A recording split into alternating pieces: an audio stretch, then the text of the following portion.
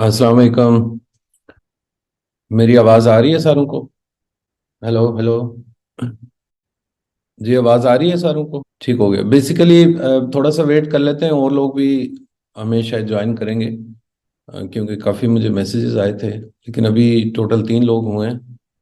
तो थोड़ा सा वेट कर लेते हैं। इन द मीन टाइम जो लोग हैं, जैसे डॉक्टर अदनान हैं, डॉक्टर इजहार हैं, रुमीला हैं, तो हम थोड़ी सी गुफ्तगू कर लेते हैं जो क्वेश्चन से रिलेटेड है। अगर आपके कोई क्वेश्चंस हैं तो वो थोड़ा सा यहाँ पे शेयर कर दें। और ये इंटरेक्टिव किस्म का वेबिनार मैं करना चाह रहा हूँ, कि उसमें ये नहीं कि सिर्फ मैं ही बात करूं, आप सारे लोग भी बात कर सकते हैं। और मेरा नॉलेज भी आपको पता है कि लिमिटेड है। आप सारे माशाल्लाह प्रोफेसर हजरात भी हैं और पीएचडीज हैं, तो इसमें कोई ऐसी चीज़ नहीं है। कोई चीज़ें मुझे भी नहीं पता तो आप भी सॉल्व कर सकते हैं। अगर किसी पार्टिसिपेंट का क्वेश्चन आता है जो मुझे नहीं पता, तो कोई दूसरा बंदा उसको सॉल्व कर दे। जैसे हमारे साथ रुमिला हैं, काफ़ी एक्सपीरियंस्ड हैं माशाल्लाह, और इनका जो है तजुर्बा इसमें बहुत ज़्यादा ओजेएस में। और रुमिला ने हमें रिसेंटली हमें ज्वाइन किया है, और मोस्टली इंडेक्सिंग पे काफ़ी ज़्यादा इनका एक्सपीरियंस है, बहुत वास्ट एक्सपीरियंस है। तो अगर आपको कोई इंडेक्सिंग को लेके कोई क्वेश्चन है तो आप रोमेला से कर सकते हैं। इसी तरह डॉक्टर इजहार हैं हमारे साथ चाइना से, उनका काफ़ी एक्सपीरियंस है ओजीएस, ये काफ़ी अरसे से यूज़ कर रहे हैं। तो ऑन ऑफ जो प्रॉब्लम्स आती रहती हैं उनको पता है। डॉक्टर अदनान हैं, इनका भी काफ़ी टाइम हो गया ओजीएस के साथ और पब्लिकेशन में। तो जो जो क्वेश्चन मैंने एक्चुअली ये नहीं उसमें लिखा, जो ऐड था उसमें ये लिखना चाहिए था मुझे कि पहले से हमें क्वेश्चन भेज दें, ताकि हम उस क्वेश्चन के रिलेटेड बंदे को हम पहले से रिक्वेस्ट कर दें कि वो इसको आंसर कर सके। तो बहरहाल चलें, नेक्स्ट टाइम हम इसका वो ख्याल रखेंगे। जो 4-5 चीज़ें जो हैं वो इसमें मेरी तरफ से डिस्कशन के लिए हैं। आप लोग भी डिस्कशन इनिशिएट कर सकते हैं। जो सबसे बड़ा इशू जो बहुत सारा आता है ओजेएस पे, वो होस्टिंग का इशू आता है। बहुत सारे ऐसे जर्नल्स हैं, अभी रिसेंटली 2 जर्नल्स हैं। एक सियालकोट से एक जर्नल है, उनको ये बड़ा मसला आ रहा है। उनकी जो होस्टिंग थी वो थोड़ी सी उसका साथ नहीं दे रही थी, तो वो काफ़ी ज़्यादा ओजेएस में ऑन ऑफ उन्हें प्रॉब्लम्स होते रहे, कि वो जर्नल उनका ऑफलाइन चला जाता था और ये वो। तो अभी 2-3 और भी चीज़ें आई हैं, 2-3 और क्लाइंट से भी आया कि जो उन्होंने होस्टिंग ली हुई है जो लोकल होस्टिंग सर्वर्स हैं उनसे, तो जिसकी वजह से उनकी जर्नल्स में काफ़ी मसला आता है, सबमिशन में इश्यूज होते हैं, टाइम आउट हो जाता है, और बहुत सारे इश्यूज हैं, प्लगइन इंस्टॉल नहीं हो रहे होते। तो ये सारी चीज़ें देखते हुए मेरा जो था मशवरा ये था कि आप शुरू से ही अच्छी होस्टिंग सर्विस यूज़ करें। जस्ट लाइक मैंने सजेस्ट किया था कि AWS यूज़ करें, या एज्योर यूज़ कर लें, या इवन गूगल यूज़ कर लें, अलीबाबा यूज़ कर लें। ये तकरीबन 4 होस्टिंग सर्विसेज ऐसी हैं जिन पे आपका जो ओजेएस है वो बड़े आराम से चलता है और उसमें कोई प्रॉब्लम नहीं आती है। जो ओजेएस की अपनी होस्टिंग सर्विसेज हैं वो दे आर वेरी एक्सपेंसिव। एक जर्नल का वो तकरीबन $1,500 वो चार्ज करते हैं। तो $1,500 पर ईयर, इट्स है लॉट ऑफ मनी। सो उनका तो अफोर्डेबल नहीं है मेरा ख्याल है काम, स्पेशली जो पाकिस्तान से लोग कर रहे हैं, होस्ट कर रहे हैं, उनके लिए तो बिल्कुल भी नहीं। हाँ, ये कि इंटरनेशनल जो अमेरिकन कनेडियन यूनिवर्सिटीज़ हैं, यूरोपियन यूनिवर्सिटीज़ हैं, उनके पास थोड़ी सी फंडिंग ज़्यादा होती है, वो वहाँ पे होस्ट कर सकते हैं। उनकी होस्टिंग मैंने चेक नहीं की, लेकिन अच्छी उनका सर्वर भी अच्छा है। वो बेसिकली वो यूज़ कर रहे हैं अपने साइमन फ्रेजर यूनिवर्सिटी SFU का सर्वर यूज़ कर रहे हैं, और बड़ा अच्छा उनका सिस्टम है। लेकिन वो वही वाली बात कि वो $1,500 per year, it's very expensive. तो उसकी बजाय जो है वो यहाँ AWS पे अगर आप एक छोटी मशीन भी ले लें 30-40 GB की भी, तो वो आपको तकरीबन मंथली $60-70 में, सॉरी ईयरली $60-70 में पड़ जाती है। तो आप उस पे होस्ट कर लें, और अगर नहीं तो फिर आप हमें बताएं, हम आपको होस्ट करा देते हैं वहाँ पे। इसी तरह एज्योर है, वो तकरीबन $70-80 में आपको अच्छी होस्टिंग दे देता है पर ईयर। तो आप उनकी तरफ चले जाएं, ये आपका सॉल्व हो जाएगा। अच्छा, एक और चीज़ जो मैं इसमें डिस्कस करना चाह रहा हूँ, वो न्यू वर्जन का जो 3.4 है ओजेएस का, उसमें बहुत सारी चीज़ें ऐसी हैं जो स्टेबल नहीं है। फॉर एग्जांपल क्रॉस रेफ के जो प्लगइन्स उन्होंने हटा के उसको थर्ड पार्टी के बजाय उसके अंदर एम्बेड कर दिए है ओजेएस के अपने सिस्टम के अंदर। तो उससे बहुत सारी प्रॉब्लम्स आई हैं। फॉर एग्जांपल सबसे बड़ा इशू जो है वो ऑथेंटिकेशन का इशू है। ऑथेंटिकेशन में ये है कि पहले जो 3.3 था उसमें जब आप जो किसी भी आर्टिकल को जब आप सबमिट करते थे उसका मेटा डाटा क्रॉस रेफ को, तो वो ऑथेंटिकेशन शो कर देता था कि ये सबमिट हुआ है या नहीं हुआ।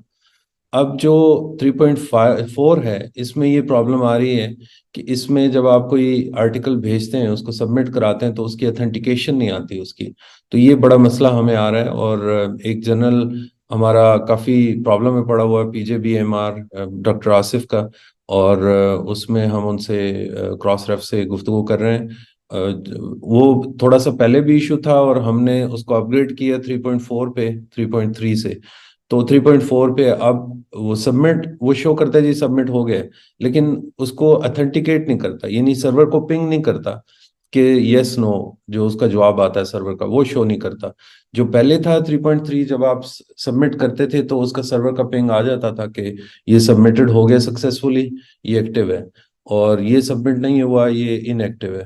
तो ये जो 3.4 है इसमें ये बहुत बड़ा इशू है कि इसमें ये नहीं हो रहा, क्योंकि इन्होंने, आपने अगर देखा होगा तो उसके जो टॉप पे लेफ्ट टॉप पे पहले 2 बार्स हुआ करती थी, अब उसके साथ तीसरी बार आ गई है जो डीओआईज की है। ठीक है, तो डीओआई उधर से ही आप सेटअप कर सकते हैं। पहले ये था कि थर्ड पार्टी ने प्लगइन बनाया हुआ था, वो प्लगइन के थ्रू आप इसको ऐड करते थे डीओआईज को। अब जो है वो सिस्टम का हिस्सा इन्होंने बना दिया। तो ये थोड़ा सा इशू है, और इस पे अगर आपने कोई नया जर्नल स्टार्ट करना है ये वो, तो मेरी आपसे गुजारिश है कि आप फिर उसको 3.3 पे ही करें जो स्टेबल है और जिस पे सारा कुछ टेस्टेड है, तो बड़े आराम से आप उसमें कर सकते हैं। अच्छा, एक और जो बहुत ज़्यादा इशू आ रहा है वो एचईसी की एप्लीकेशंस में बहुत सारे लोगों को इशू आ रहा है। तो एचईसी के लिए हमने एक ट्रिम ने एक पैकेज अभी निकाला है। हम जो है वो ये एचईसी के थ्रू वो करेंगे, एचईसी की एप्लीकेशन में अपने सारे क्लाइंट्स को जो है वो हेल्प करेंगे कि वो किस तरीके से उसको अप्लाई कर सकते हैं।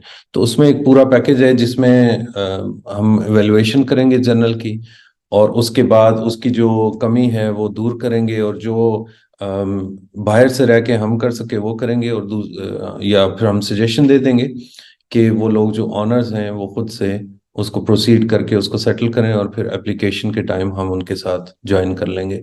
तो एचईसी के लिए हमने काफ़ी काम कर लिया हुआ। हमारे अपने भी काफ़ी जो हमारे क्लाइंट्स के जर्नल्स हैं, अल्हम्दुलिल्लाह काफ़ी सारे जर्नल्स अभी एचईसी में रिकग्नाइज हो गए हैं, और जो सक्सेस स्टोरीज हैं वो काफ़ी बड़ी बड़ी हैं।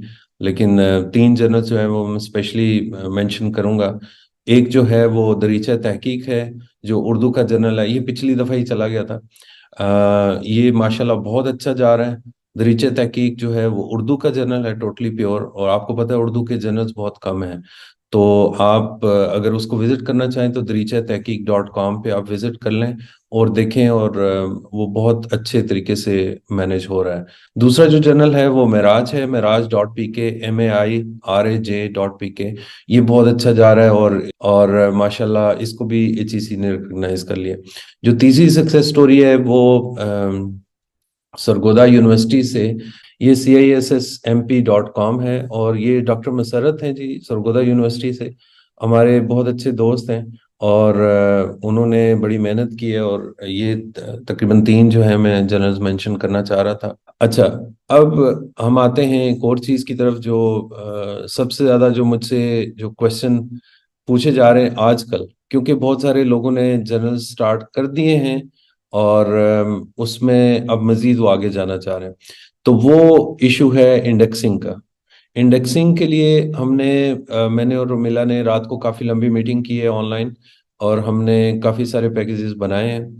रोमिला हमारे साथ हैं, अगर वो मुझे सुन रही हैं तो माइक पे आ जाए। एनीवे, इंडेक्सिंग के लिए हमने बड़ा एक मैकेनिज्म बनाया है। डॉक्टर हयात भी हमें ज्वाइन कर रहे हैं। जी वेलकम डॉक्टर हयात। हम गुफ्तगू कर रहे थे इंडेक्सिंग के बारे में।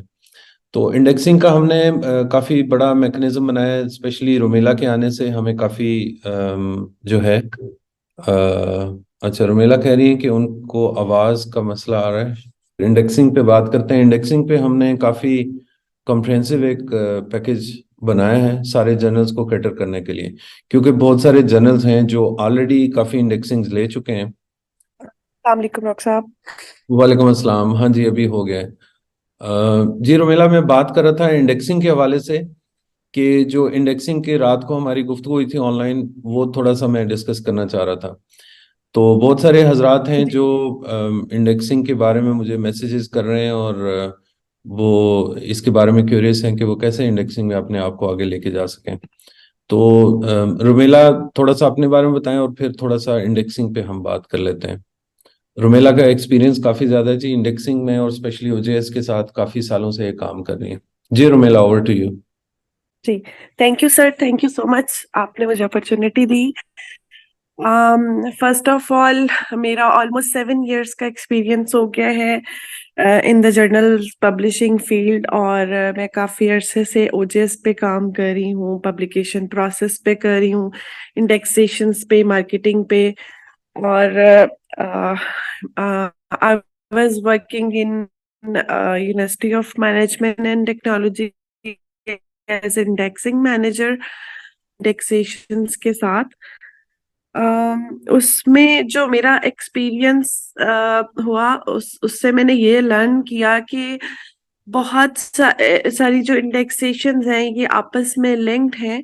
और आजकल जो है वो एचईसी की भी रिक्वायरमेंट है, और इसके अलावा भी जर्नल की प्रोग्रेस के लिए जो है वो लोग जो जर्नल लॉन्च कर चुके हैं, नेक्स्ट उनका टारगेट जो है वो इंडेक्सेशंस का है, और इसकी बहुत ज्यादा ऐसा डिमांड आ रही है, क्योंकि इंडेक्सेशन एक टेक्निकल प्रोसेस है, और इससे हर कोई अवेयर नहीं होता।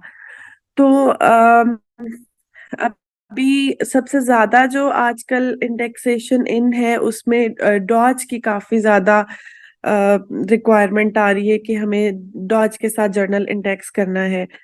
तो इसके लिए फर्स्ट ऑफ ऑल हमें कुछ बेसिक चीजें चाहिए होती हैं। और सबसे पहले उसके अंदर जो ओजेएस है, ओजेएस हमें बहुत ज्यादा फैसिलिटेट करता है इंडेक्सेशन प्रोसेस के लिए, क्योंकि उसका इनबिल्ट सिस्टम ऐसा है कि जब हमें मेटा डाटा सबमिट करना होता है, या वहां पे जो क्रॉलर्स के थ्रू डाटा हमारा आगे दूसरी वेबसाइट्स तक जाता है, तो वो हमें मैनुअली चीजें नहीं करनी पड़ती, वो काफी ज्यादा हमारे लिए इजी हो जाता है। तो फर्स्ट ऑफ ऑल मैं ये सबको रिकमेंड करूंगी कि वो ओजेएस के थ्रू जो है अपना जर्नल लॉन्च करें, ताकि उनको आगे का सारा प्रोसेस इजी हो जाए। और सेकेंडली ये कि कुछ बेसिक इंडेक्सेशंस हैं जो कि हमें पहली बात ये कि जब हमने जर्नल लॉन्च कर लिया तो हमें इंडेक्सेशंस पे साथ ही काम शुरू करना है। यूजुअली एडिटर्स जो है वो जर्नल लॉन्च करते हैं, और उसके लॉन्च करने के 2 इश्यूज पब्लिश करने के बाद उनको ख्याल आता है कि हमें अब जो है ना वो इंडेक्सेशंस पे भी काम करना है। तो इंडेक्सेशंस पे हमें साथ साथ ही काम शुरू करना होगा, और उसकी सारी चीजें रेडी करनी होंगी, क्योंकि जो अच्छे इंडेक्सिंग डेटाबेसेस हैं वो थोड़ा टाइम लेते हैं। तो हम आज से काम शुरू करेंगे तो फिर हमें जो है वो कुछ अरसे बाद उसकी अच्छे इंडेक्सिंग डेटाबेसेस में जा सकेंगे। और उनके लिए भी हमें पहले कुछ इनिशियल लेवल की इंडेक्सेशंस हैं, तो उसमें हमें अप्लाई करना होता है, उसमें हमें जर्नल को इंडेक्स करना होता है। फिर हम आगे जा सकते हैं। पहली चीज तो मैंने ओजेएस बताई। सेकेंडली हमें क्रॉस रेफ डीओआई आजकल जो है वो तकरीबन मोस्टली इंडेक्सेशंस में हमें उनकी रिक्वायरमेंट होती है। आईएसएसएन नंबर होना भी मैंडेटरी है। तो ये 2-3 चीजें तो हमें इंडेक्सेशन का प्रोसेस शुरू करने से पहले हमारे पास होनी चाहिए। नेक्स्ट फिर आ जाता है कि कुछ लोग कहते हैं जी हमें जर्नल डॉज में इंडेक्स करा दें। कुछ लोग कहते हैं जी हमें स्कूपस में जर्नल जो है ना वो लेकर जाना है, तो स्कूपस में आप जो है ना वो हमारा जर्नल करा दें। तो उनको भी में या डायरेक्टली स्कोपस में नहीं जा सकते, हम्म। स्टेप्स होते हैं, और उनके लिए जो उन तक पहुंचने के लिए भी कुछ इंडेक्सेशंस हैं। तो पहले हम वो इंडेक्सेशंस होती हैं, उसके बाद और it's a gradual process. Scopus तक भी जाने के लिए जो है वो हमें बहुत सारा क्राइटेरिया फुलफिल करना पड़ता है। बिल्कुल। और इसके अंदर एक और इम्पॉर्टेंट चीज ये है कि एलिजिबिलिटी क्राइटेरिया हमें बहुत डिटेल में फॉलो करना होता है, ताकि हमारे रिजेक्शन के चांसेस जो हैं वो कम हो। बिल्कुल। तो ये ऐसे। कुछ टिप्स थी, और इसी इसी सारी चीजों को माइंड में रखते हुए हमने जो पैकेजेस अनाउंस डिसाइड किए हैं, पैकेजेस तो नहीं, लेवल्स कह लेंगे हम उनको, कि हमने इंडेक्सेशंस को लेवल्स में जो है ना वो डिजाइन किया है, कि लेवल वन की कौन सी इंडेक्सेशंस होंगी, लेवल टू की कौन सी होंगी, लेवल थ्री की कौन सी होंगी, ताकि हम लेवल वन की कंप्लीट करें तो हमें ऑटोमेटिकली पता चल जाए कि हम लेवल टू के लिए अब एलिजिबल हो चुके हैं। इसी तरह जब हम लेवल टू की कंप्लीट करेंगे तो हमें पता चलेगा कि लेवल थ्री के लिए अब हम एलिजिबल हो चुके हैं।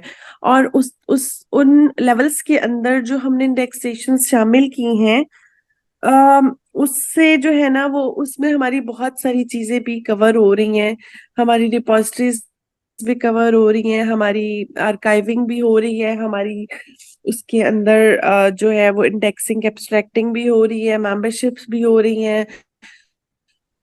तो बिल्कुल। ये हमारे सारे एरियाज जो कि हमें रिक्वायर्ड जी। बिल्कुल ऐसे। बेसिकली जो मैं थोड़ा स्कूपर्स सा। के लिए वो सारे के सारे कवर हो रहे हैं। जी हाँ। मैं थोड़ा सा इसको मजीद थोड़ा सा एक्सप्लेन कर दूं कि जी जी। बहुत सारे जर्नल जो हैं वो बिल्कुल नए हैं। तो जब आप नए जर्नल को सामने लेके आते हैं तो एकदम से आप अचीव नहीं कर सकते स्कोपस या डॉज वगैरह इस तरह की बड़ी इंडेक्सिंग। तो हमने फिर क्या किया कि हमने उसको डिवाइड कर दिए, जर्नल्स की कैटेगरीज बना दिए कि कैटेगरी जो वन है उससे पहले क्या क्या उसकी प्री रिक्विजिट्स हैं, उस कैटेगरी में ये आएगा। कि फॉर एग्जांपल जो हमने जैसे रुमेला ने भी कहा कि एक जर्नल जो है जिसके पास जो ओजेएस पे है उसके पास आईएसएसएन है और उसके पास क्रॉस रेफ है। तो फिर हमने उसको लेवल वन में डाल दिया कि लेवल वन में वो क्या क्या अचीव कर सकता है, कि कौन कौन सी इंडेक्सिंग सर्विसेज वो अचीव कर सकता है। इसी तरह जिसके पास लेवल वन की वो इंडेक्सिंग मौजूद है और वो रेडी है लेवल टू पे जाने के लिए, तो लेवल टू का जो है वो हमने कुछ और जो उससे लेवल वन से थोड़ी सी ऊपर की इंडेक्सिंग सर्विसेज हैं वो हमने इंट्रोड्यूस कराई है। इसी तरह जो जब वो कर चुकेगा और डॉज जो है वो लेवल टू में हमने डाला है उसको। इसी तरह जब वो कर चुकेगा तो फिर लेवल थ्री में आ जाएगा कि लेवल टू में कम से कम उसने दो इश्यूज पब्लिश किए हों, लेकिन लेवल थ्री में उसने कम से कम चार इश्यूज पब्लिश किए हों। तो तब वो लेवल थ्री पे वो कर सकता है, टारगेट कर सकता है। और उसमें फिर हमने एक और लिस्ट दी हुई है जो टॉप क्लास की जो इंडेक्सिंग सर्विसेज हैं वो हम उसको ऑफर करेंगे। जब वो हो चुका तो उसके बाद लेवल फोर आ जाएगा। लेवल फोर में छः इश्यूज मिनिमम हो या 3 साल हो गए हो तो फिर वो स्कोपस और वेब ऑफ साइंस को टारगेट कर सकता है।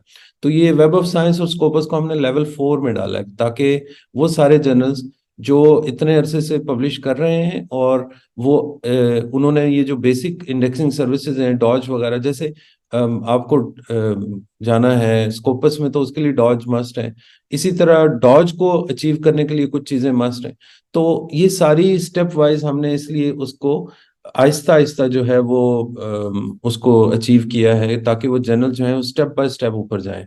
ये नहीं कि आप आज अगर आपने स्टार्ट किया जर्नल तो आप डायरेक्ट स्कोपस पे चले जाएं, अगर आज की है तो आप वेब ऑफ साइंस पे चले। तो नहीं, ये एक प्रोसेस के थ्रू जाएंगे आप, ठीक है ना, स्टेप बाय स्टेप। तो ये इसकी बहुत सारी क्यूरीज आ रही थी तो हम काफी अरसे से लगे हुए थे और हमने रात को फिर इसको फाइनलाइज किया और आज ये आपके सामने पेश करें। तो बेसिकली हम इसको ट्रिम की वेबसाइट पे भी वो करेंगे, एडवर्टाइज करेंगे, और जो जो लोग इसको ज्वाइन करना चाहें, मैं इस टॉक को भी मैं थोड़ा सा एडिट करके और मैं इसको ऑनलाइन करूंगा ताकि ये जो हमारी गुफ्तगू हो रही है बाकी लोग भी सुन सकें, क्योंकि बहुत कम लोगों ने ज्वाइन किया है। मैं एक्सपेक्ट कर रहा था कि काफी लोग आएंगे लेकिन मेरा ख्याल है छुट्टी का दिन है, सुबह सुबह का टाइम है तो बहुत कम लोग उठते हैं। इसमें थोड़ा सा ये इशू है। तो अगर आप वो बोलना चाह रहे हैं तो मैंने अनम्यूट वो करके, वो मेरी मिस्टेक थी, मैंने उसको थोड़ा सा जो है वो म्यूट कर दिया था तो सिस्टम में। तो डॉक्टर बशीर भी आ गई थी सोमालिया से। Welcome doctor Bashir, thank you for joining us. और डॉक्टर बशीर का भी काफ़ी एक्सपीरियंस है और ही can speak Urdu as well. अस्सलाम वालेकुम doctor Bashir, how are you? You can unmute the system if you want. If you want to say something, you can talk to us and just. But we were talking about indexing services, and Romila is with us, and Romila has just explained everything regarding indexing. And we have actually categorized our indexing services into 4 categories. There are level 1, level 2, level 3, and level 4. And we will publish it online as well. Actually, Dr. Bashir हैं, they are our partners, TRIMS partner from Somalia. और काफ़ी सारे journals वहाँ पे हमने establish किए हैं, जिसमें डॉक्टर बशीर जो हैं वो सारा कुछ मैनेज कर रहे हैं वहाँ से। और जो सोमालिया की टॉप की यूनिवर्सिटीज़ हैं वो भी हमारी क्लाइंट हैं। और हमारा जो इंटरनेशनल जो सिस्टम है TJPI.org, उसके थ्रू हम जो इंटरनेशनल क्लाइंट्स हैं उनको हैंडल कर रहे हैं। लेकिन at the same time we are dealing with our Pakistani brothers abroad who are working in other countries. So we are giving them the same price as we are charging here in Pakistan.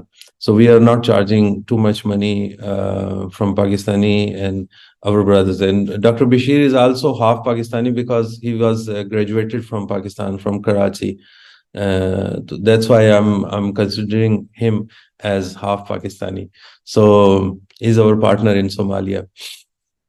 Anyway हम जो है वो indexing पे इसको मजीद थोड़ा सा refine करने के बाद इसको अपलोड कर देंगे। अभी इसकी जो प्राइसिंग है वो भी हमने कर ली है, डिसाइड कर ली है। और इस पे हम बाकायदा एक एडवर्टाइजिंग कैंपेन भी लॉन्च करेंगे। इसके साथ हमने जो HEC की जो रिकॉग्निशन थी उसको भी पहले हमने इसी में ऐड किया था, जो लेवल्स में। फिर हमने उसको अलग कर दिया। उसकी रीज़न ये थी कि बहुत सारे लोग जो हैं वो HEC नहीं हैं, लेकिन वो काफ़ी आगे जा चुके हैं इंडेक्सिंग में। तो HEC अगर होगा तो फिर वो उसको प्री रिक्विजिट में HEC हमने शामिल नहीं किया। ये रीज़न है। क्योंकि अगर आप स्कोपस या वेब ऑफ साइंस को अचीव कर लेते हैं तो आपको HEC तो ऑटोमेटिकली ऐड कर लेगा अपनी डेटाबेस में। तो इंटरनेशनली बहुत सारे लोग हैं, जैसे डॉक्टर हयात हमारे साथ हैं, डॉक्टर इजहार हैं। ये दोनों इंटरनेशनली, डॉक्टर हयात USA से तकरीबन 5-6 जर्नल्स रन कर रहे हैं और बहुत अच्छे जर्नल्स हैं इनके साथ, इनके पास। और इनको भी आप विजिट करें, JESCAE.com इनका वेबसाइट है। और ये भी बहुत बड़ी सक्सेस स्टोरी है, क्योंकि मुझे जब कोई अच्छे जर्नल्स के बारे में पूछते हैं जी कि आप कोई एग्जांपल दें, तो मैं डॉक्टर हयात के जो जर्नल्स हैं उनको लाजमी कोट करता हूँ। और इसी तरह मलेशिया से हमारे डॉक्टर शाकिर हैं, वो यहाँ पे मौजूद नहीं है। उनका एक जदोर.com, JDHUR.com, वो भी काफ़ी अच्छा जर्नल है और मलेशियन हायर एजुकेशन ने उसको एनलिस्ट किया हुआ है।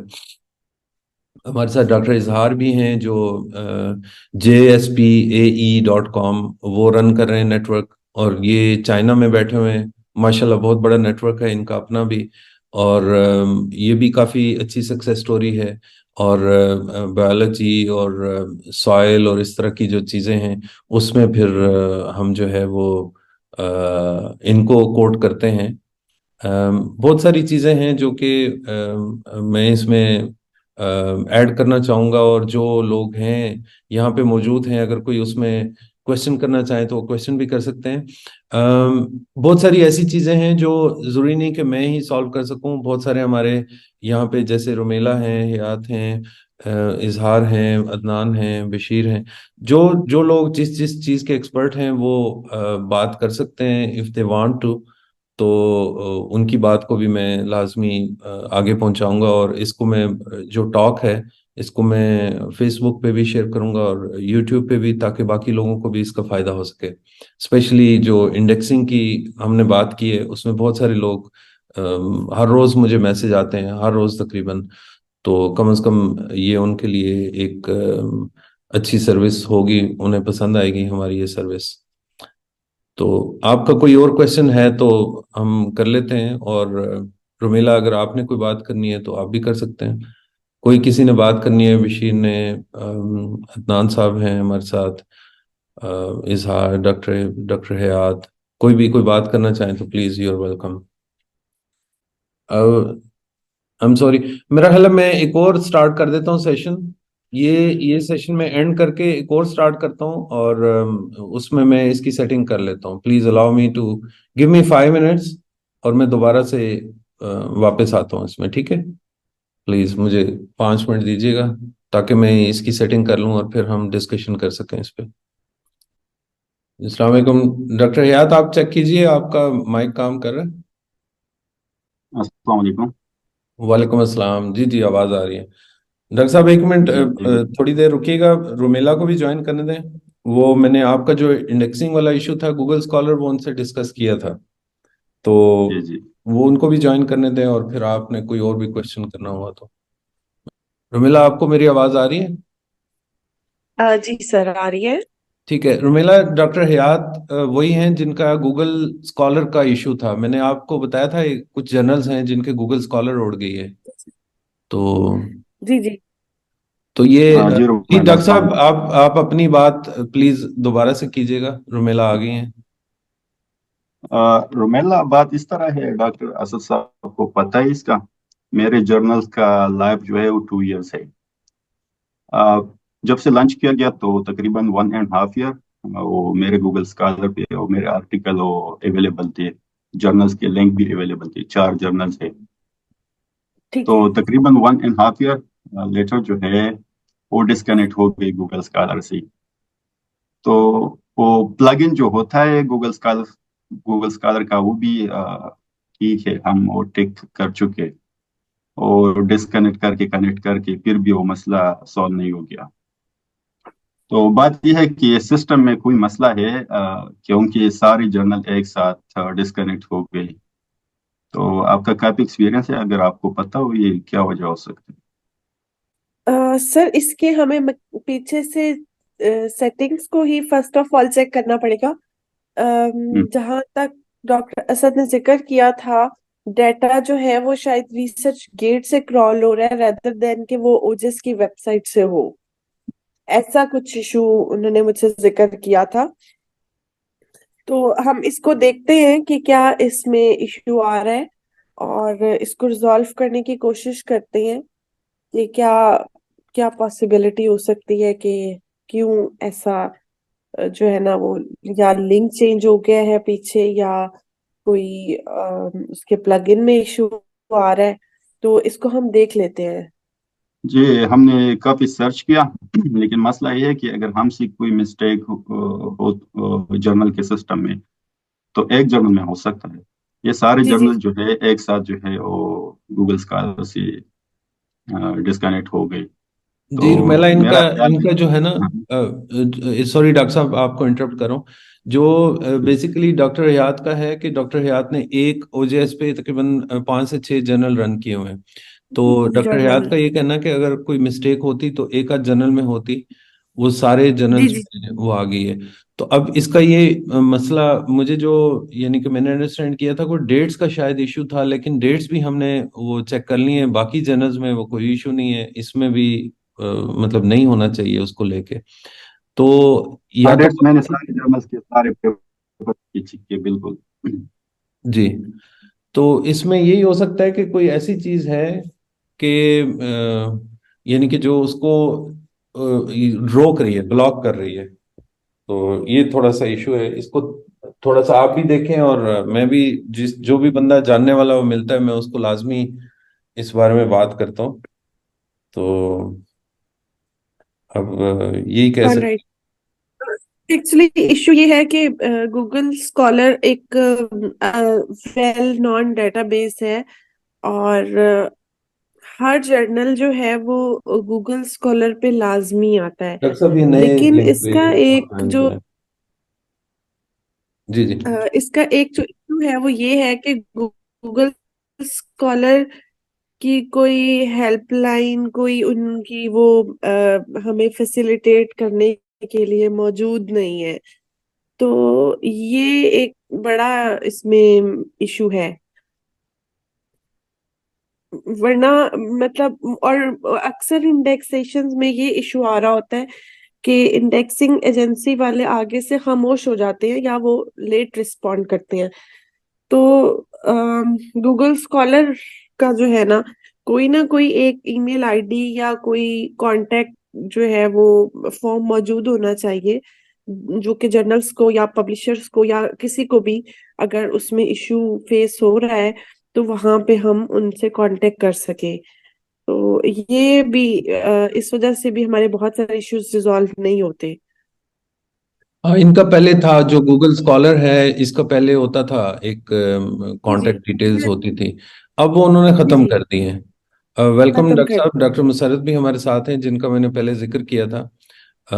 माशाल्लाह सरगोदा यूनिवर्सिटी से हैं, और इन्होंने इनके पास ये HEC ने इनका जर्नल रिकॉग्नाइज कर लिया है। माशाल्लाह, मुबारक हो डॉक्टर साहब। तो हम एक्चुअली तो हम लोग जो एक्चुअली ये कर रहे थे डिस्कस इंडेक्सिंग को थोड़ी देर पहले। तो सर वो सर खैर डॉक्टर थैंक मैं यू सर। पोस्ट पोस्ट कर दूंगा ऑनलाइन इंडेक्सिंग वाली बात। अभी हमें जो दरपेश आ रहा है मसला, वो डॉक्टर हयात है हमारे दोस्त, बड़े अच्छे US से जर्नल चला रहे हैं। तो उनकी जो जो जर्नल थे वो गूगल स्कॉलर से उड़ गए हैं। तो हम उस इशू को डिस्कस कर रहे हैं यहाँ पे अभी। बाकी मेरे जो आर्टिकल है डॉक्टर साहब, वो फॉर एग्जांपल कुछ ऑथर जो है वो रिसर्च गेट वगैरह पे वो अपलोड करते हैं, तो उस लिंक से जो है वो गूगल स्कॉलर पे आ रहे हैं, लेकिन जर्नल का मेन लिंक जो है उसका इशू है। बेसिकली जर्नल का लिंक नहीं आ रहा। जी बिल्कुल।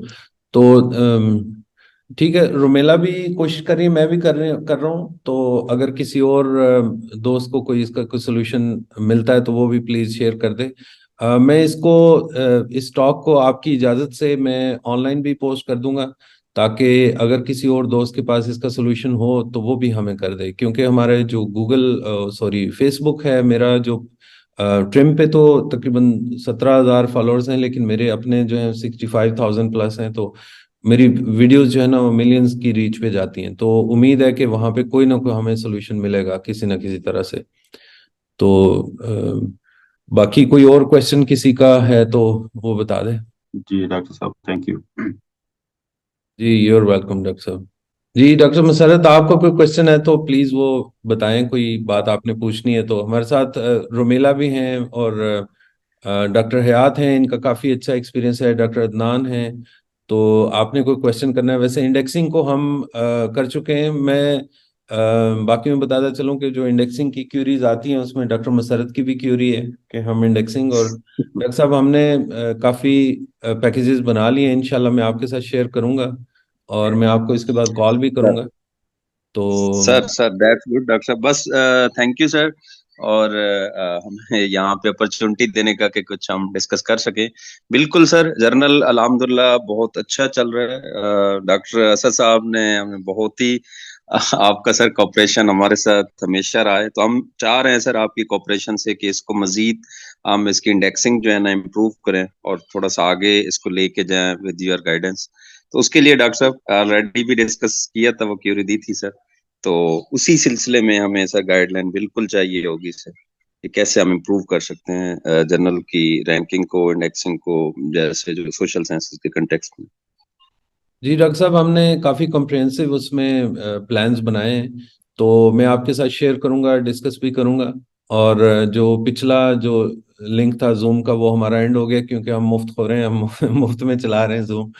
तो वो एंड हो सर गया, तो हमने ये नया सेशन स्टार्ट किया। और उसमें एक और प्रॉब्लम भी थी कि मैंने मिस्टेकनली म्यूट कर दिए थे, और वो अनम्यूट नहीं हो रहे थे।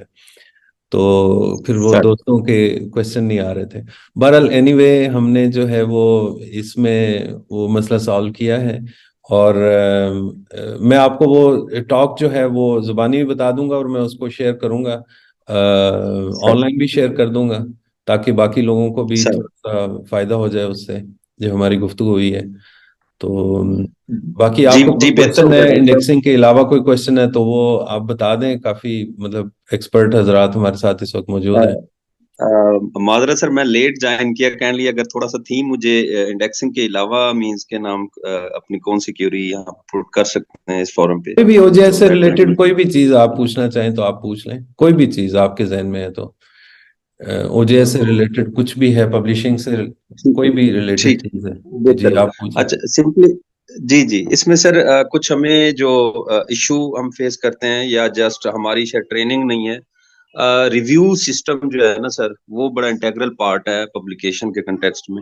अगर उसमें कुछ ओजेएस को प्रॉपरली हम उसको यूटिलाइज करें, उस सेटअप को, वहां पे सर क्या मतलब कैसे उसको ट्रेनिंग लेनी होगी कि हम रिव्यू जो है ना हम कर तो रहे हैं, बट फिर भी जो है ना वो ओजेएस सपोर्टेड रिव्यू होना चाहिए, तो उसके लिए सर थोड़ा सा डॉक्टर।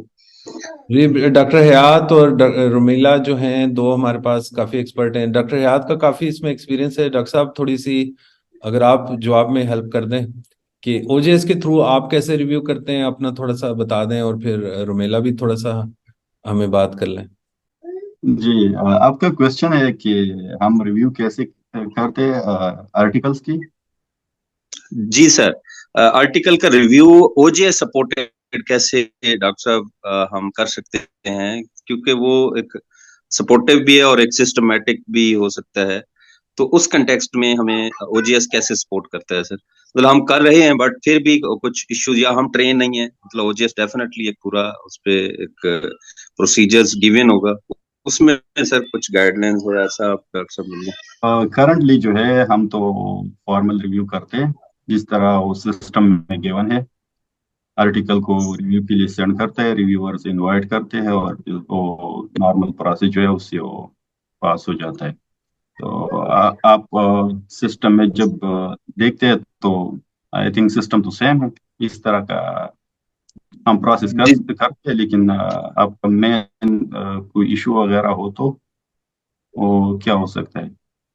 ठीक हो गया सर, मींस के हम उसी जो ओजीएस सपोर्टेड जो मैकेनिज्म है उसी के जरिए ही करना चाहिए। और इसमें डॉक्टर असद साहब, वो जो सर हमारे पास एक बड़े स्कूपर्स का फोरम है, तो वो क्या ये इसको वेरीफाई करते हैं, डिमांड करते हैं कि आपका जो है रिव्यू प्रोसेस या एचईसी की डिमांड में कहीं शामिल है सर, आपका रिव्यू मैनुअल होना चाहिए मतलब, या ओजीएस सपोर्टेड होना चाहिए इसमें सर? देखिए, जो एचईसी ने तो मैनुअली उसको किया हुआ है। जो स्कोपस है उस पे रुमेला हमें थोड़ा सा शेयर कर दें कि उसका क्या रिक्वायरमेंट्स हैं, स्पेशली रिव्यू को लेके। तो रुमेला, ओवर टू यू, अगर आप हैं ऑनलाइन तो। जी सर, चाहे एचईसी है या स्कूपस है या जो भी बड़े डेटाबेसेस हैं, उन सब की रिक्वायरमेंट ये होती है कि जो पीयर रिव्यू है वो हमारा फेयर होना चाहिए और ट्रांसपेरेंट होना चाहिए। और इस चीज को वो इंश्योर यही इसी से करते हैं कि हम अगर ओजेस के थ्रू कर रहे हैं या हम स्कॉलर वन के थ्रू कर रहे हैं या हम किसी और ऐसे पोर्टल के थ्रू कर रहे हैं, तो वो उसको ऑथेंटिक लेते हैं। एचएससी में भी अब मोस्टली जो जर्नल सबमिट हो रहे हैं वो भी ओजेएस के थ्रू ही रिव्यूज जो है ना वो एक्सट्रैक्ट किए होते हैं और वहां से उनको हम पीडीएफ में कन्वर्ट करके सबमिट करते हैं। दो कि अभी एचएससी ने बहुत ज्यादा जो है वो स्ट्रिक्ट नहीं किया इस पे, मैनुअल को भी कहीं ना कहीं कंसीडर कर रहे होते हैं, लेकिन अब जो है ना वो ओजेएस इम्प्लीमेंट होना शुरू हो गया है पाकिस्तान में भी। और स्कूपस में भी जो है वो सॉफ्टवेयर के थ्रू ही लेते हैं। मैनुअल ईमेल्स आजकल बहुत कम हो गई हैं, मतलब मैं ईमेल्स के थ्रू जो हम रिव्यूज लेते हैं वो बहुत कम हो गए हैं। और स्कूपस की जो है वो बहुत सारे क्राइटेरियाज हैं पीयर रिव्यू के हवाले से ही वो चेक करते हैं कि हमने जो है वो ट्रांसपेरेंट पीयर रिव्यू किया है या नहीं, कौन सा पीयर रिव्यू किया है, उसमें ड्यूरेशन कितना लगता है, एवरेज हमारा जो पब्लिकेशन साइकिल है या जो पब्लिकेशन टाइम है टू पब्लिश एन आर्टिकल वो जी कितना जी है। मैडम। सारी की सारी चीजें उसके अंदर कंसीडर हो जाती हैं। और इससे पहले डॉक्टर साहब एक कह रहे थे कि OJS portrait review that is very simple, और ओजेस तो उसका रिकॉर्ड भी रखेगा, हमें रिकॉर्ड मेंटेन करने की जरूरत। हमें वहां पे पहले तो रिव्यूअर को वहां पे रजिस्टर करना है। जी ओजेस मैडम। पे सबसे मुश्किल काम जो है वो ऑडियंस को जो है ना वहां पे लेके आना है। ऑडियंस यूज टू हो जाए तो फिर आगे हमारा सिस्टम बहुत इजी हो जाता है। तो जो भी एडिटर्स हैं जो जर्नल पब्लिश कर रहे हैं ओजस के थ्रू, मेरी उनको ये रिकमेंडेशन होगी, चाहे इनिशियली आपको खुद जो है वो सिस्टम पे ऑडियंस को लाना पड़े, जी या आपको जब भी कोई फैसिलिटेट करने को कहता है तो आप उनसे ये काम करवाएं, ताकि वो भी आप हमारे जो ऑथर्स हैं या हमारे रीडर्स हैं या हमारे एडिटर्स हैं या रिव्यूअर्स हैं, वो सब जो है वो यूज टू हो जाए और एजुकेट हो जाए ओजेएस। ओजीएस पोर्टेड जो सिस्टमेटिक जो प्रोसीजर है जी जी। मींस के तो फर्स्ट ऑफ ऑल हमें रिव्यूअर को वहां पे रजिस्टर करना होगा, और एक दफा एक रिव्यूअर हमारे डेटाबेस में आ जाएगा तो जी वहां पे हमें जो है वो उसका सारा रिकॉर्ड एंटर हो चुका होगा कि इस इनके एरिया ऑफ इंटरेस्ट क्या है, इनकी एफिलिएशन क्या है, और ईमेल आईडी और सब कुछ वहां पे एंटर हो जाता है। और जब हम रिव्यूअर असाइन करते हैं वहां पे असाइन रिव्यूअर का ऑप्शन होता है, मौजूद होता है। जब हम उस पर क्लिक करते हैं तो वहां पे फाइल अटैच का भी ऑप्शन होता है, और ओजेस के अंदर हमारा इनबिल्ट फॉर्म भी मौजूद होता है, वेब फॉर्म की मौजूद, वेब फॉर्म की उसमें जो है ना फॉर्म में। तो वो ऑटोमेटिकली साथ चला जाता है जब हम रिव्यूअर को सेंड करते हैं। और पहले जब हम सेंड करते हैं रिव्यूअर को तो जी मैम। वहां पर वो एक वहां पे दो डेट्स मांगते हैं कि रिस्पॉन्स डेट, और फिर दूसरी जो है ना डेडलाइन होती है। तो एक दफा जब पहले रिव्यूअर उसको एक्सेप्ट करता है कि हाँ I am willing to review this article, तो फिर उसको फुल लेंथ आर्टिकल शो होता है। जो पहली दफा में उनको सिर्फ एब्स्ट्रैक्ट शो होता है, उनको जो ईमेल जाती है वहां पे एक एब्स्ट्रैक्ट शो हो रहा होता है कि ये आर्टिकल है, ये टाइटल है, ये कीवर्ड्स है, तो आप are you willing to review this article. जब वो यस करेंगे तो फिर उनको फुल लेंथ आर्टिकल शो होगा, और अगर वो रिजेक्ट करेंगे तो हमारे पास रिग्रेट्स आ जाएंगे और हम जो है वो फिर किसी और रिव्यूअर को साइन कर देंगे। और इसी तरह जब एक रिव्यूअर की डेडलाइन जो है वो वहां पे गुजर चुकी होती है रिव्यू करने की, तो जी मैम। मुझे ऑटोमेटिकली सॉफ्ट रिमाइंडर का भी ऑप्शन दे रहा होता है। तो हमारे ओके। लिए ये चीजें बहुत easy हो जाती है, हमें मैन्युअली टैली करने की जरूरत नहीं, जो है वो रिव्यू जी रिक्वेस्ट भेजी थी, अभी इसकी डेडलाइन हुई है या नहीं हुई है, या मैं फॉलो अप कर लूं, तो जी जी। ऑटोमेटिकली वहां से फॉलो अप भी हो जाता है। तो इसलिए that's good. ओजेस ji ji.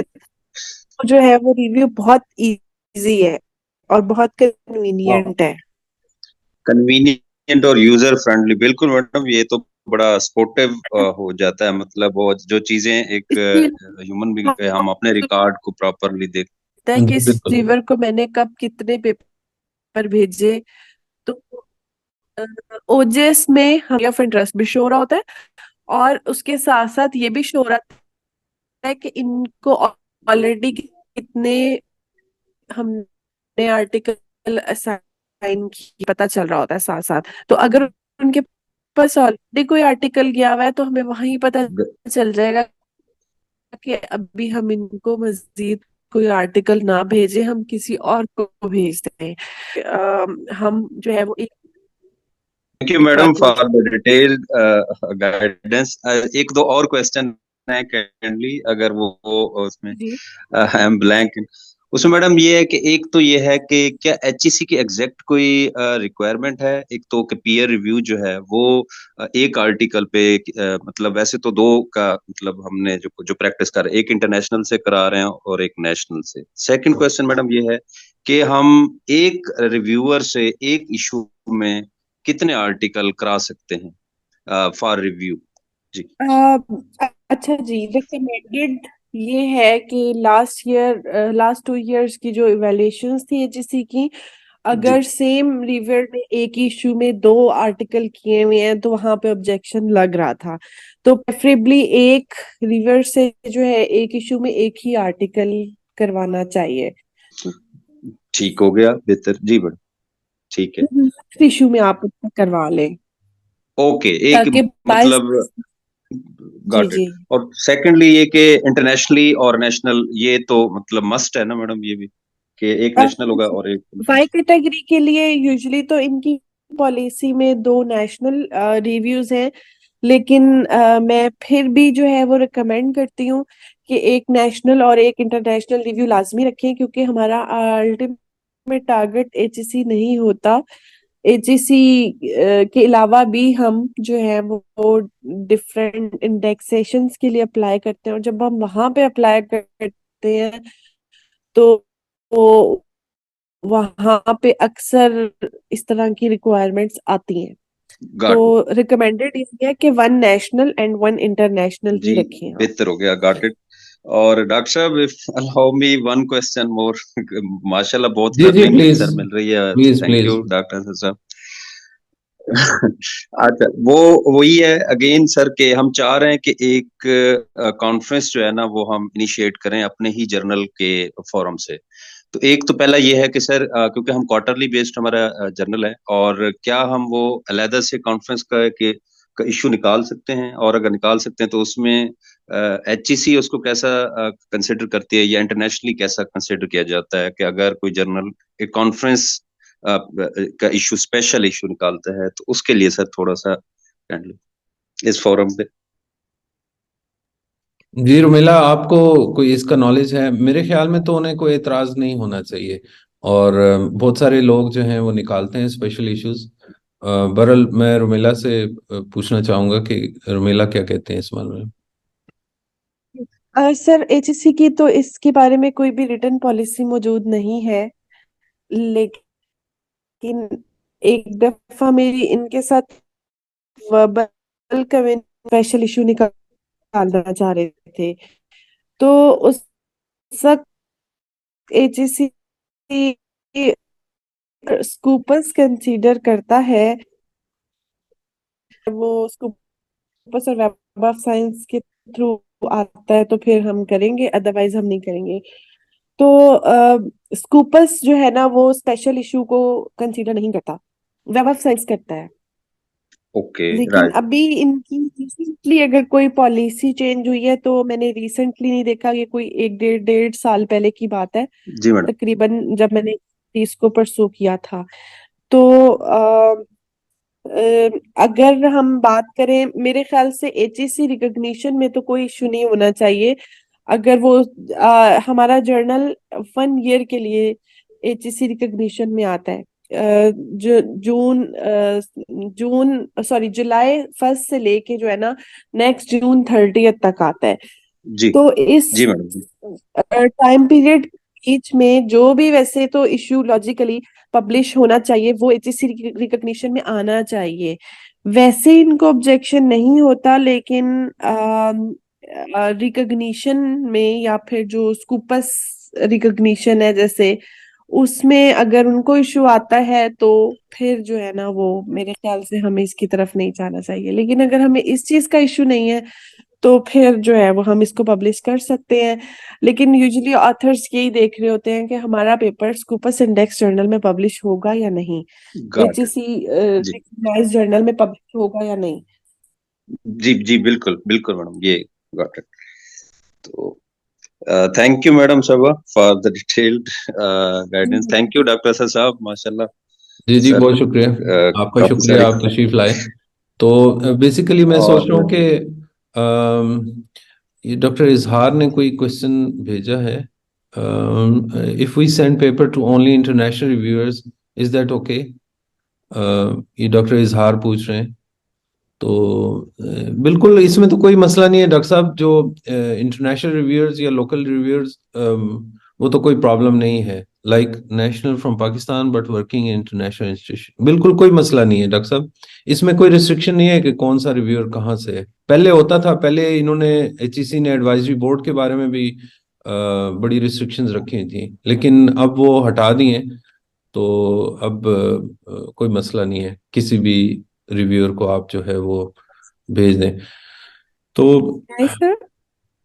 Ji ji. Sir ये जो अभी क्वेश्चन आया है ना, ये वाला जो इशू है ना, ये बेसिकली थीसिस सुपरविजन वाला जो सिनेरियो है ना, थीसिस इवैल्यूएशन वाला, जी जी। उनके लिए जो रिव्यूअर्स होते हैं ना, एचएससी उनके लिए जो है ना वो अलाउ नहीं करती कि जो पाकिस्तानी हो नेशनैलिटी और वो फॉरेन यूनिवर्सिटी में जो है वो काम कर रहे हो, तो फिर वो उस चीज को कंसीडर नहीं करती। ये चीज आर्टिकल्स और जर्नल्स के लिए नहीं वैलिड। जी ठीक है, बहुत शुक्रिया डॉक्टर इजहार। आई होप कि आपका अ, सवाल जो है वो पूरा हो गया। जी जी। जी डॉक्टर साहब, कोई आप कुछ कहना चाहें? Doctor sir sir sir last point के एक इशू जो है सर, हम एचईसी रिकॉग्नाइज या वैसे भी नॉर्मली पर इशू कितना आर्टिकल जो है ना सर हम कर सकते, मैक्सिमम लिमिट उसमें कोई कहीं पे कोई स्कूपस बेस्ड कोई रूल या वैसे ही एचईसी की कोई गाइडलाइंस, लाइक सर हम देख रहे होते हैं मींस के ना कि कुछ चैनल तो मैक्सिमम ही मींस के 60-70 पेपर पर इशू में वो पब्लिश कर रहे होते हैं, तो कुछ 20 पे हैं, कुछ 15 पे हैं, कुछ 25 पे। इसमें कुछ अगर वैसे तो जर्नल की पॉलिसी है सर, बट फिर भी कंसिडर क्या किया जाता है, मतलब इसमें कोई गाइडलाइंस हैं सर? देखें, जो maximum number of journals papers हैं उसकी तो कोई इस तरह से एचईसी ने रिस्ट्रिक्शन नहीं रखी हुई, लेकिन फेयर पॉलिसी है। बहुत सारे जर्नल्स ने ऐसा किया है कि वो 100-150 पेपर पब्लिश करके वो उसका ना तो रिव्यू का रिकॉर्ड रख सकें ना कुछ, तो उसकी वजह से वो बंद हो गए हैं। लेकिन वो हैबिचुअल हैं, वो दोबारा नए जर्नल से स्टार्ट ले लेते हैं, इन्हीं को उधर ही बंद करते हैं वो नया।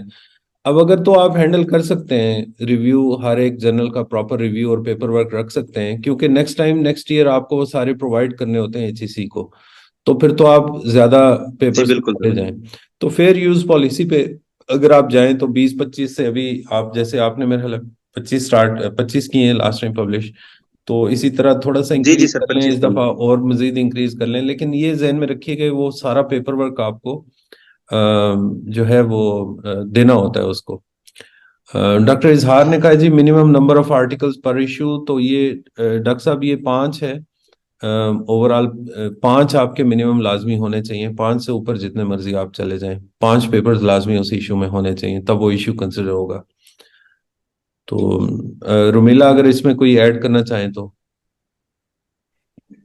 जी सर, मैं इसके अंदर ऐड करना चाहूंगी। अ, जब हम एक जर्नल लॉन्च करते हैं ना, तो हम पहले मिनिमम 5 की रिक्वायरमेंट को पूरा कर रहे होते हैं, और फिर जैसे ही हमारा जर्नल रिकॉग्नाइज होता है, तो इमीडिएटली हम ज्यादा पेपर पब्लिश करना शुरू कर देते हैं।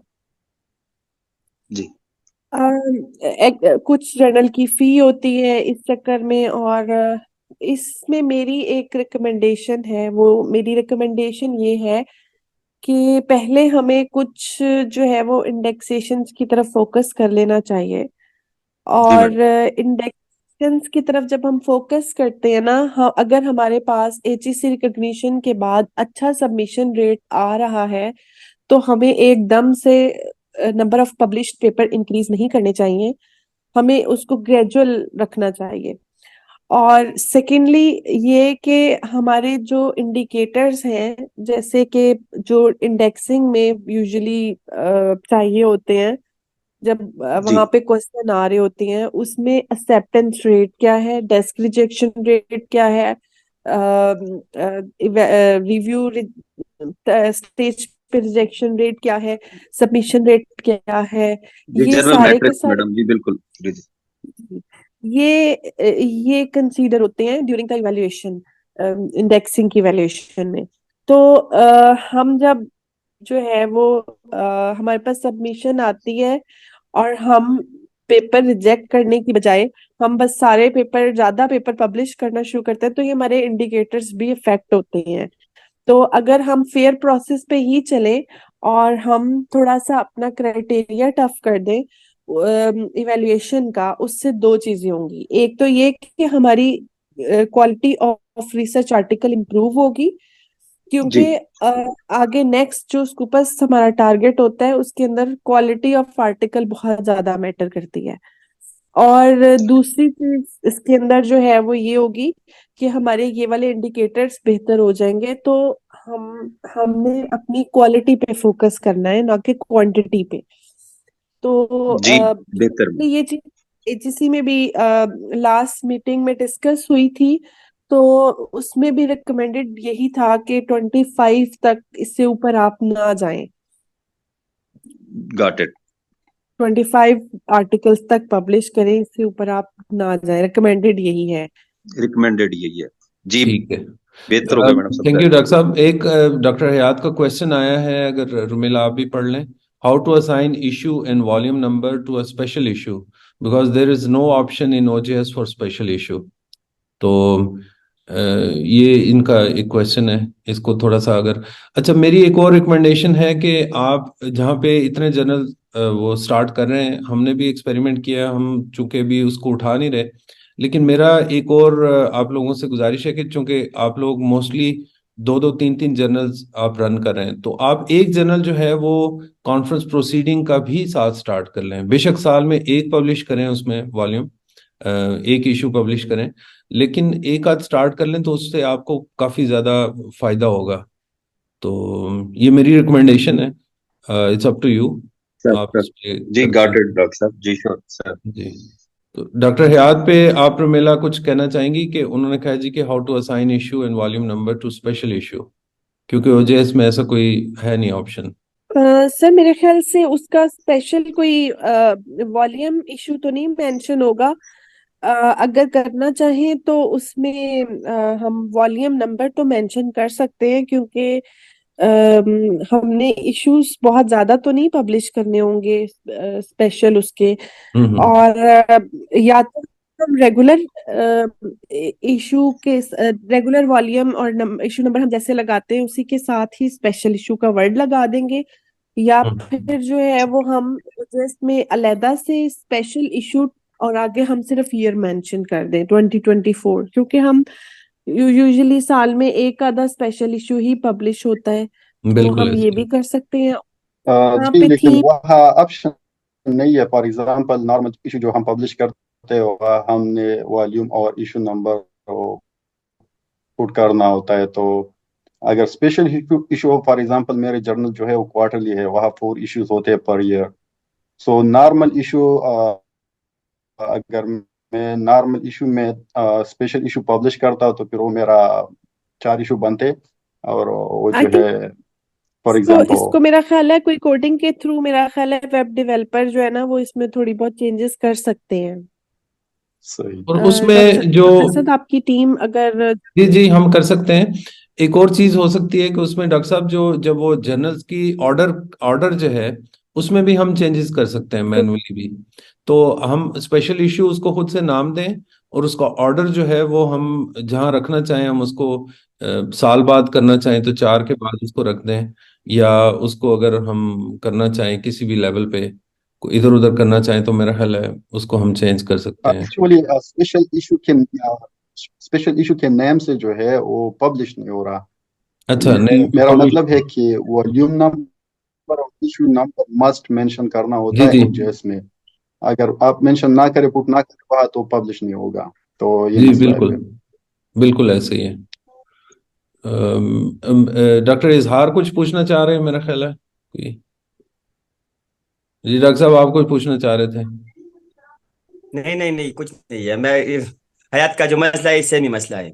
हाँ, डॉक्टर हयात का एक्चुअली सबसे जो एक्चुअली बड़ा इशू हमारे है वो पास ऑप्शन गूगल बहुत है स्कॉलर का स्पेशल है। इशू के लिए। तो सॉरी डॉक्टर साहब, आपकी आवाज नहीं। हमारे पास जो है हमारे जर्नल में स्पेशल इशू का वो हम अरेंज करना चाहते हैं लास्ट टाइम भी, लेकिन अच्छा, ये मसला था तो हम सा चलें मसला उसका है भी आगे। फिर हम डिस्कस कर लेते हैं। उसमें मैं अपनी टीम से बात करता हूँ जो प्रोग्रामर्स हैं, अगर वो उसको कुछ उसमें कोई एडिट कर सकें उसमें, तो वो जबरदस्त हो जाएगा।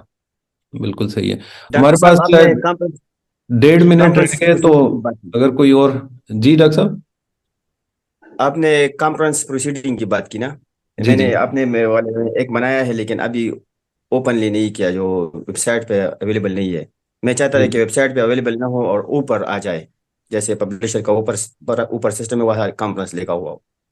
ऐसा कोई हो जी सकता है? जी, मैंने ट्राई किया नहीं है तो। डॉक्टर शाकिर ने स्टार्ट किए कॉन्फ्रेंसेज, आपने देखा होगा चाइना में ही काफी ज्यादा उन्होंने स्टार्ट किया। उनका जर्नल जो है बेसिकली मलेशिया में रजिस्टर्ड है, 4 जर्नल वो रन कर रहे हैं, और एक जो उन्होंने कॉन्फ्रेंसेज का सिलसिला शुरू किया वो बहुत अच्छा किया है।